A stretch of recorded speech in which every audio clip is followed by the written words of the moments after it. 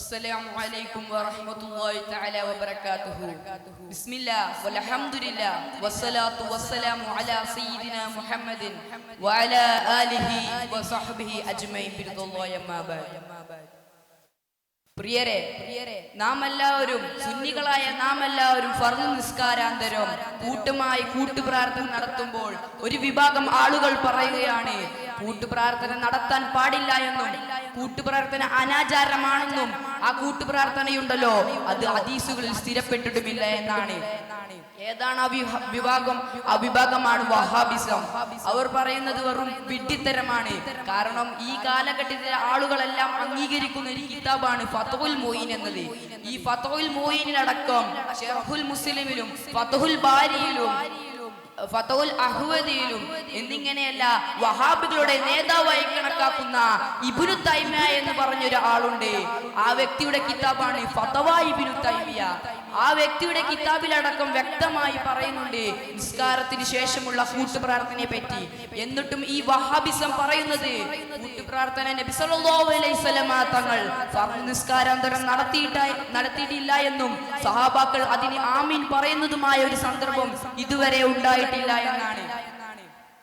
അല്ലാഹു തആല പരിശുദ്ധ ഖുർആനിൽ അലം നശ്റിൽ വ്യക്തമാക്കുന്നുണ്ട് ഫൈദാ ഫറഗ്ത ഫൻസബ് വഇലാ റബ്ബിക ഫറഅബ്. ഇതിന്റെ തഫ്സീർ നോക്കുകയാണെങ്കിൽ, ഓ മുഅ്മിനീങ്ങളെ, നിങ്ങൾ ഫർദ് നിസ്കാരാന്തരം ദിക്റും ദുആവുമായി ശൂലാവുക. ഇവിടെ ഫർദ് നിസ്കാരത്തിന് ശേഷം എന്നാണ് പറഞ്ഞത്. അപ്പോൾ നിസ്കാര ശേഷമാണ് പ്രാർത്ഥന എന്ന് നമുക്ക് മനസ്സിലായി. ഇനി അത് കൂട്ടുപ്രാർത്ഥന ആയിട്ടാണോ അതോ വഹാബികൾ പറയുന്നത് പോലെ ഒറ്റക്കായിട്ടോ എന്നല്ലേ? ഇത് തൊബ്രാനി എന്നൊരു കിതാബിൽ നബി സല്ലല്ലാഹു അലൈഹി വസല്ലം തങ്ങൾ പറയുന്നുണ്ട്, ഖാല റസൂലുള്ളാഹി സ്വല്ലല്ലാഹു അലൈഹി വസല്ലം മൻ സല്ല ബിഖൗമിൻ ഫഖസ്സ ബിർഅവതി ദൂനഹു ഫഖദ് ഖാനഹും. നബി സല്ലല്ലാഹു അലൈഹി വസല്ലം തങ്ങൾ പറയുകയാണ്, ഒരു സ്ഥലത്ത് ഒരു കൂട്ടം ആളുകൾ ഒരുമിച്ച് കൂടുകയും, അതായത് ഒരു പള്ളിയിൽ ഒരു കൂട്ടം ആളുകൾ ഒരുമിച്ച് കൂടുകയും അവർ ജമാഅത്തായി നിസ്കാരം ആരംഭിക്കുകയും ചെയ്യുകയാണ്. അങ്ങനെ ആ ഫർള് നിസ്കാരാന്തരം ആ ഇമാം ഉണ്ടല്ലോ, അതുവരെ ആ നിസ്കാരത്തിന് നേതൃത്വം വഹിച്ച ആ ഇമാമ് തന്റെ നഫ്സിനെ ഒറ്റക്കാക്കി, അതായത് വഹാബികൾ പറയുന്നത് പോലെ കൂട്ടുപ്രാർത്ഥന അല്ലാത്ത രീതിയിൽ അവിടുന്ന് ദുആ ചെയ്യുകയാണ്. അപ്പോൾ ആ ഇമാമിനെ പറ്റി ലോകത്തിന്റെ നേതാവ് അഷ്റഫുൽ ഖൽഖ് ത്വാഹ റസൂലുള്ളാഹി സ്വല്ലല്ലാഹു അലൈഹി വസല്ലം തങ്ങൾ പറയുകയാണ്, ഈ ഇമാമ് ഈ കണ്ട മാമൂമികളെ എല്ലാം വഞ്ചിച്ചവനാണ്. വഞ്ചിക്കുക എന്ന് പറഞ്ഞാൽ എന്താണ്? ചില്ലറ കാര്യമല്ലല്ലോ. ഒരു ഹറാമിന്റെ ശിക്ഷയല്ലേ അവിടെ ലഭിക്കുന്നത്. മാത്രമല്ല, ഇപ്പോൾ നബി സല്ലല്ലാഹു അലൈഹി വസല്ലം തങ്ങൾ കൂട്ടുപ്രാർത്ഥന നടത്തണമെന്ന് പറഞ്ഞത് നമുക്ക് മനസ്സിലായി. ഇനി നബി സല്ലല്ലാഹു അലൈഹി വസല്ലം തങ്ങൾ കൂട്ടുപ്രാർത്ഥന നടത്തിയിട്ടേ ഇല്ല എന്നാണ് ഈ വഹാബികൾ പറയുന്നത്. ഇതാ ഫത്ഹുൽ അഹ്വദിൽ വ്യക്തമാക്കുന്നുണ്ട്, സ്വല്ലൈതു മഅ റസൂലുള്ളാഹി സ്വല്ലല്ലാഹു അലൈഹി വസല്ലം അൽ ഫജ്റ ഫലമ്മാ സലമ ഇൻ അറഫ യദൈഹി വദൈഹി വദാലഹും വബാരിക് ലനാ ഫീ മദീന വബാരിക് ലനാ ഫീ മുദ്ദിന വസോഇന. അമീർ റളിയല്ലാഹു അൻഹു എന്നൊരു സ്വഹാബി തന്റെ പിതാവിൽ നിന്ന് നിവേദനം ചെയ്ത ഒരു ഹദീസാണ്. അവർ പറയുകയാണ്, അവർ ഒരിക്കൽ നബി സല്ലല്ലാഹു അലൈഹി വസല്ലം തങ്ങളോട് കൂടി സുബഹി നിസ്കാരം ജമാഅത്തായി നിസ്കരിക്കുകയും ആ നിസ്കാരാന്തരം നബി സല്ലല്ലാഹു അലൈഹി വസല്ലം തങ്ങൾ തിരിഞ്ഞിരിക്കുകയും ചെയ്തു. എന്നിട്ട് അവിടുന്ന് ഇപ്രകാരം ദുആ ചെയ്യുകയാണ്, അല്ലാഹുവേ, ഞങ്ങളുടെ മദീനയിൽ നീ അനുഗ്രഹം ചൊരിയണമേ, ഞങ്ങളുടെ മുദ്ദിലും ഇസ്രായേലും നീ അനുഗ്രഹം ചൊരിയണമേ. ഇവിടെ ബഹുവചനത്തിലാണ് അള്ളാഹുവിന്റെ റസൂൽ സ്വല്ലല്ലാഹു അലൈഹി വസല്ലം തങ്ങൾ ദുആ ചെയ്യുന്നത്. അതായത് ജംഉ രൂപത്തിൽ ഞങ്ങളുടെ മദീനയിൽ ബറക്കത്ത് ചൊരിയണമെന്നാണ് പറഞ്ഞത്, ഞങ്ങളുടെ മുദ്ദിലും ഇസ്രായേലും ബറക്കത്ത് ചൊരിയണമെന്നാണ് പറഞ്ഞത്. എന്റെ മദീന എന്നല്ല പറഞ്ഞത്, എന്റെ മുദ്ദിലും എന്നല്ല പറഞ്ഞത്, എല്ലാവരെയും ഉൾപ്പെടുത്തിക്കൊണ്ട് ഞങ്ങളുടെ മദീനയിൽ നിന്നാണ് മുത്തുനബി സല്ലല്ലാഹു അലൈഹി വസല്ലം തങ്ങൾ പറഞ്ഞത്. അങ്ങനെ ആ ദുആ കേൾക്കുമ്പോൾ സഹാബാക്കൾ അതിന് ആമീനും പറയുന്നുണ്ട്. മാത്രമല്ല, ആ ദുആ കഴിഞ്ഞപ്പോൾ നബി സല്ലല്ലാഹു അലൈഹി വസല്ലം തങ്ങൾ സഹാബാക്കളോട് എല്ലാ ഫർള് നിസ്കാരാന്തരം ഇതുപോലെ കൂട്ടുപ്രാർത്ഥന നടത്തണമെന്ന് വസിയത്തും ചെയ്യുന്നുണ്ട്. എന്നിട്ടും വഹാബികൾ പറയുന്നുണ്ട് അവർ അത് അനാചാരമായാണല്ലോ കണക്കാക്കുന്നത്. അപ്പോ ആമീൻ പറയുന്നത് കൊണ്ട് നമുക്ക് എന്ത് നേട്ടമാണ്? ഈ വഹാബികളുടെ നേതാവായ ഇബ്നു തൈമിയ ഉണ്ടല്ലോ, ആ ഇബ്നു തൈമിയ ഫത്വ ഇബ്നു തൈമിയയിൽ പറയുന്നുണ്ട് ആമീൻ പറയലും ഒരു ദുആ ആണ്. ആമീൻ പറയലും ഒരു ദുആ ആണ് പോലും. ഒരിക്കൽ ഹാറൂൻ നബി അലൈഹിസ്സലാമിനോടും ഈസാ നബി അലൈഹിസ്സലാമിനോടും അല്ലാഹു പറഞ്ഞത്രേ, ആമീൻ നിങ്ങളുടെ രണ്ടുപേരുടെയും ദുആ ഞാൻ സ്വീകരിച്ചിരിക്കുന്നു. അവരിൽ ഒരാൾ ദുആ ചെയ്യുകയും മറ്റൊരാൾ ആമീൻ പറയുകയുമാണ് ഉണ്ടായത്. അത് പിന്നെ ആ ഹദീസിന്റെ അവസാനത്തിൽ ഇബ്നു തൈമിയ വ്യക്തമാക്കുന്നുണ്ട്, ഇപ്രകാരം ദുആ ചെയ്യാത്തവൻ, അതായത് ഫർള് നിസ്കാരാന്തരം കൂട്ടുപ്രാർത്ഥന നടത്താത്തവൻ ഫഖദ് ഖാനവും, ഈ മാമൂമുകളെയെല്ലാം വഞ്ചിച്ചവനാണ് എന്നാണ് പറയുന്നത്. ആഗോള മുജാഹിദുകളിൽ നേതാവായി കണക്കാക്കുന്ന ഇബ്നു തൈമിയയാണ് ഫതവ എന്നൊരു ഗ്രന്ഥത്തിൽ വ്യക്തമാക്കുന്നത്. ഇതിൽ നിന്ന് നമുക്ക് മനസ്സിലാക്കാം, കൂട്ടുപ്രാർത്ഥന എന്നത് ഒരു അനാചാരമല്ല, അതൊരു പുത്തൻ ആശയമാണ് വഹാബിസം കൊണ്ടുവന്നത്. കൂട്ടുപ്രാർത്ഥന അനാചാരമാണെന്ന് പറഞ്ഞത് 1500 അതിലേറെയും വർഷങ്ങൾക്ക് മുമ്പേ തന്നെ മുത്തുനബി സല്ലല്ലാഹു അലൈഹി വസല്ലം തങ്ങളുടെ കാലത്ത് ഇസ്ലാമിനെ വ്യക്തമായി കോഡീകരിച്ച് ഇപ്പോഴത്തെ കാലത്ത് ആളുകളുടെ കയ്യിൽ എത്തിച്ചു തന്നിട്ടുണ്ട്. ഇപ്പോൾ വഹാബിസം പുത്തനാശയക്കാരുടെ, അതായത് പുത്തനാശയങ്ങൾ കൊണ്ടുവന്ന് ഇപ്പോഴത്തെ സുന്നികളെ തിരിപ്പിക്കാനുള്ള പരിപാടിയാണ്. അവരുടെ ഒരു ആശയവും നമ്മൾ സ്വീകരിക്കേണ്ടതില്ല, അവരെ തള്ളപ്പെടണം, അതായത് വഹാബികളെ തള്ളപ്പെടണം എന്ന് പറഞ്ഞാൽ വഹാബികൾ റോട്ടുമുകൂടെ പോകുമ്പോൾ നമ്മൾ ഓടിപ്പോയി അവരെ അപ്പുറത്തെ തോട്ടുക്ക് തള്ളിടണമെന്നല്ല. വഹാബികൾ പറയുന്ന വാക്കുകളെ, വഹാബികൾ പറയുന്ന പ്രവർത്തികളെ എല്ലാം നാം തള്ളപ്പെടേണ്ടതുണ്ട്. സുന്നികളായ നമ്മളെ സംബന്ധിച്ചോളം അതൊന്നും സ്വീകരിക്കേണ്ട ആവശ്യമില്ല. ഇത്രയും പറഞ്ഞുകൊണ്ട് എന്റെ വാക്കുകൾക്ക് ഞാൻ വിരാമം കുറിക്കുന്നു. അൽഹംദുലില്ലാഹി റബ്ബിൽ ആലമീൻ. അസ്സലാമു അലൈക്കും വറഹ്മത്തുള്ളാഹി തആല വബറകാതുഹു. അസ്സലാമു അലൈക്കും വറഹ്മത്തുള്ളാഹി വബറകാതുഹു. ബിസ്മില്ലാഹിർ റഹ്മാനിർ റഹീം. അൽഹംദുലില്ലാഹി റബ്ബിൽ ആലമീൻ വസ്സലാത്തു വസ്സലാമു അലാ സയ്യിദിനാ മുഹമ്മദിൻ വആലിഹി വസഹ്ബിഹി അജ്മഈൻ. അമ്മാ ബഅദു ഫഊസീകും വനഫ്സി ബിതഖ്വല്ലാഹ്. ബഹുമാനാദരവുകൾ നിറഞ്ഞ ഉസ്താദുമാർ, എൻ്റെ പ്രിയപ്പെട്ട മുതഅല്ലിം സുഹൃത്തുക്കളെ,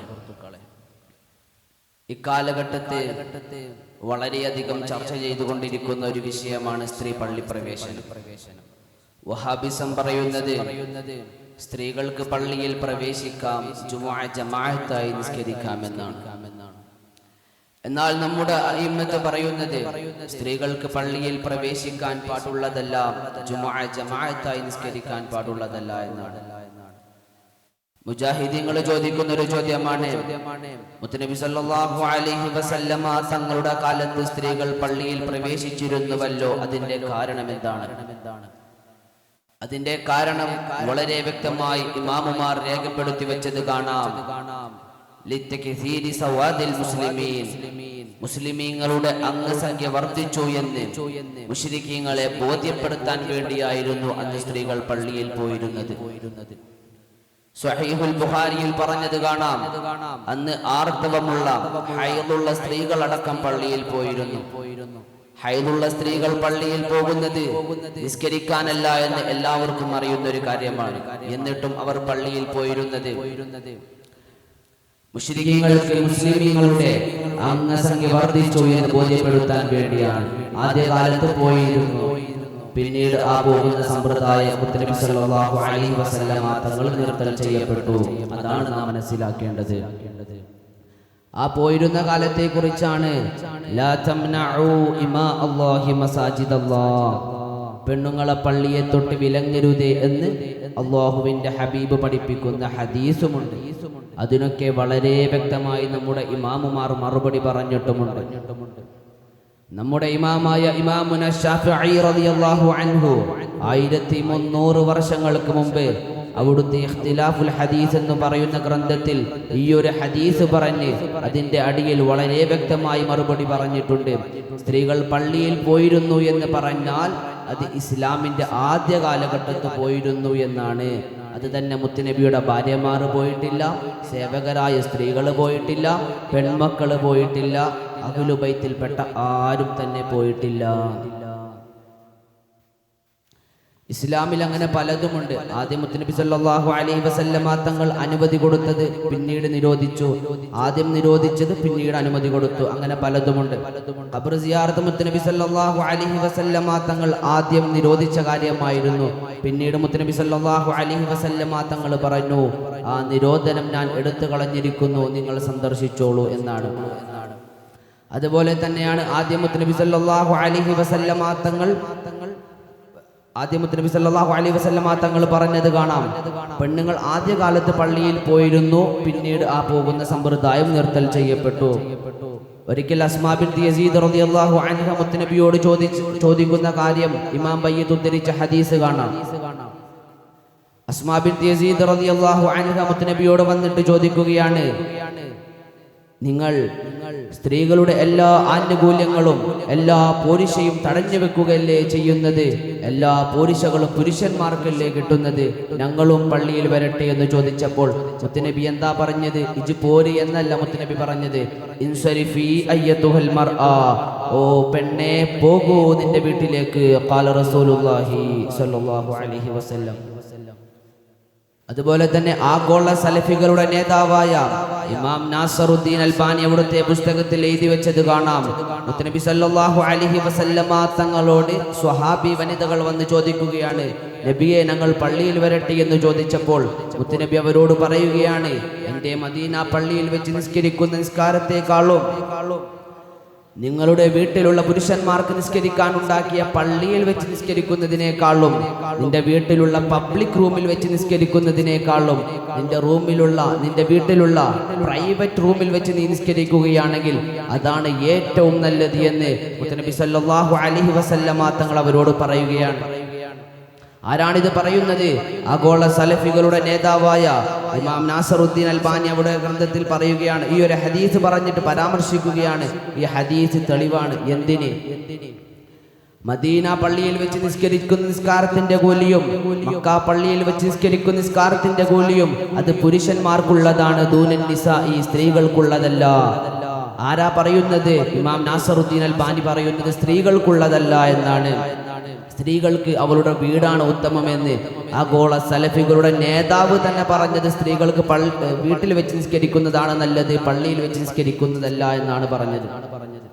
ഇതിൽ നിന്ന് നമുക്ക് മനസ്സിലാക്കാനുള്ള കാര്യം, എല്ലാ തെളിവുകളും നോക്കുമ്പോൾ സ്ത്രീകൾക്ക് പള്ളിയിൽ വെച്ച് നിസ്കരിക്കാൻ പാടില്ല, വീട്ടിലാണ് അവർക്ക് ഉത്തമം എന്നാണ് നമുക്ക് മനസ്സിലാക്കാൻ സാധിക്കുന്നത്.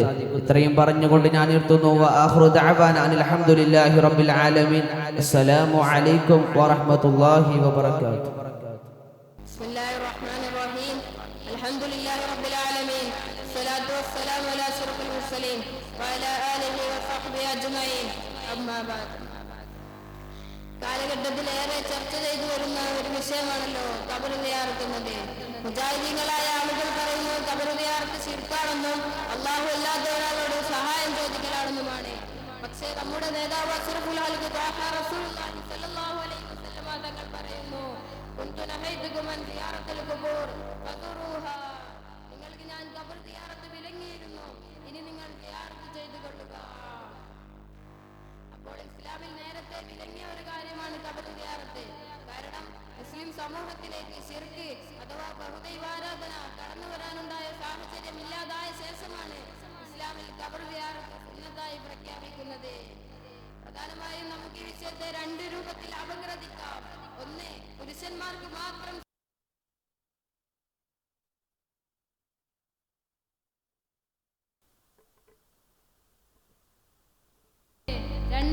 സ്ത്രീകൾക്ക് കൂടി സുന്നത്തായ ഖബർ സിയാറത്താണ്.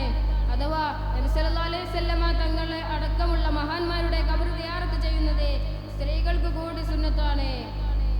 വിശുദ്ധ ഖുർആനിൽ സൂറത്തുൻ നിസായിലെ 64-ാമത്തെ ആയത്തിൽ കാണാം, വലൗ അന്നഹും ഇദലമു അൻഫുസഹും ജാഊക വസ്തഗ്ഫിറുല്ലാഹ വസ്തഗ്ഫറ ലഹും റസൂലും ലവജദുല്ലാഹ തവ്വാബുർ റഹീമ.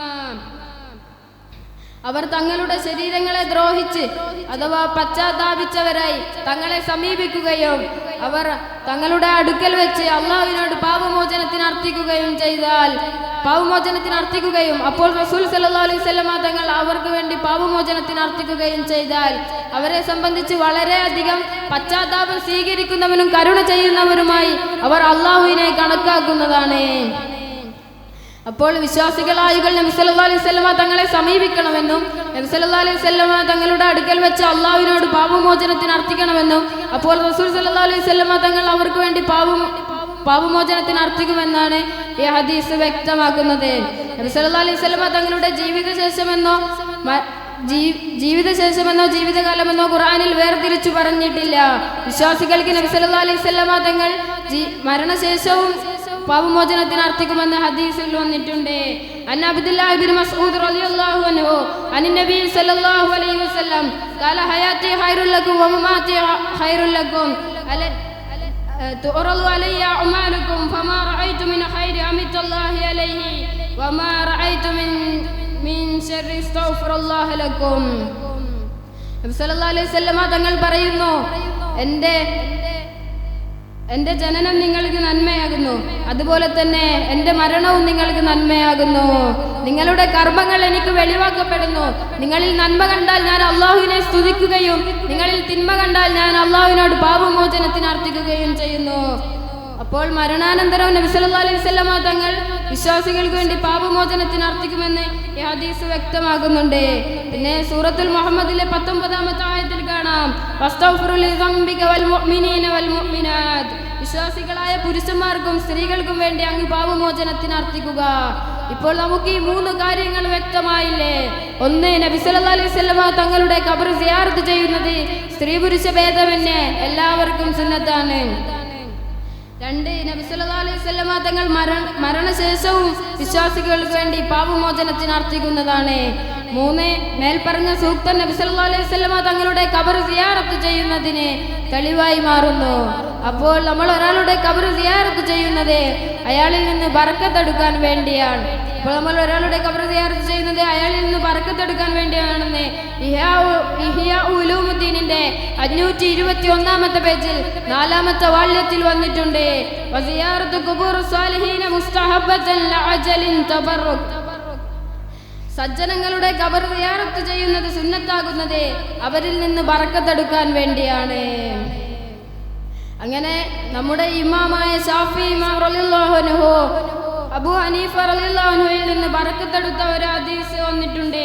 കാല ശാഫി റളിയല്ലാഹു അൻഹു ഇന്നി ലാ തബറക ബി അബി ഹനീഫത വഅജിഉ ഇലാ ഖബ്രിഹി കുല്ല യൗമി യഅനി സായിറൻ ഫഇസാ അർദ ലിഹാജത സല്ലൈത റകഅതൈൻ വജിഅത ഇലാ ഖബ്രിഹി വസഅൽതു അല്ലാഹു തആല الحاجة عنده فما تبعد عني حتى تقلى. ഷാഫി റളിയല്ലാഹു അൻഹു പറയുന്നു, അബൂ ഹനീഫയെ കൊണ്ട് ഞാൻ ബർക്കത്തെടുത്തിരിക്കുന്നു. ഞാൻ എല്ലാ ദിവസവും അബൂ ഹനീഫയുടെ ഖബർ സിയാറത്ത് ചെയ്യുന്നു. എനിക്കെന്തെങ്കിലും ആവശ്യമുണ്ടായാൽ ഞാൻ അബൂ ഹനീഫയുടെ ഖബറിൻ അരികിൽ പോവുകയും എനിക്കെന്തെങ്കിലും ആവശ്യമുണ്ടായാൽ ഞാൻ 2 റക്അത്ത് നിസ്കരിക്കുകയും അബൂ ഹനീഫ റളിയല്ലാഹു അൻഹുവിന്റെ ഖബറിന്റെ അരികിൽ പോവുകയും അവിടെ വെച്ച് അള്ളാഹുവിനോട് എൻ്റെ ആവശ്യം ഞാൻ ചോദിക്കുകയും ചെയ്യും. ഞാൻ മടങ്ങി വരുമ്പോഴേക്കും എൻ്റെ ആവശ്യം നിറവേറിയിട്ടുണ്ടാവും. അപ്പോൾ ഈ ഹദീസ് വ്യക്തമാക്കുന്നത് അബൂ ഹനീഫ റളിയല്ലാഹു അൻഹുവിന്റെ സന്നിധിയിൽ വെച്ച് ഇമാം ഷാഫി റളിയല്ലാഹു അൻഹു തൻ്റെ ആവശ്യങ്ങൾ ചോദിച്ച് മടങ്ങി വരുമ്പോഴേക്കും അഥവാ തത്സമയം തന്നെ ഉത്തരം കിട്ടിയിരുന്നു എന്നാണ് പറയുന്നത്. അപ്പോൾ ഇത്രയും തെളിവുകൾ ഉണ്ടായിട്ടും മുജാഹിദികളായ ആളുകൾ എന്തുകൊണ്ടാണ് ഖബർ സിയാറത്ത് ശിർക്കാണെന്നും അള്ളാഹു അല്ലാത്ത ഒരാളോട് സഹായം ചോദിക്കലാണെന്ന് പറയുന്നത്? ഇത്രയും പറഞ്ഞുകൊണ്ട് എൻ്റെ വാക്കുകൾക്ക് ഞാൻ വിരാമം കുറിക്കുന്നു. വാഹിറു ദഅ്വാനാ അൽഹംദുലില്ലാഹി റബ്ബിൽ ആലമീൻ. അസ്സലാമു അലൈക്കും വറഹ്മത്തുള്ളാഹി തആല വബറകാതുഹു.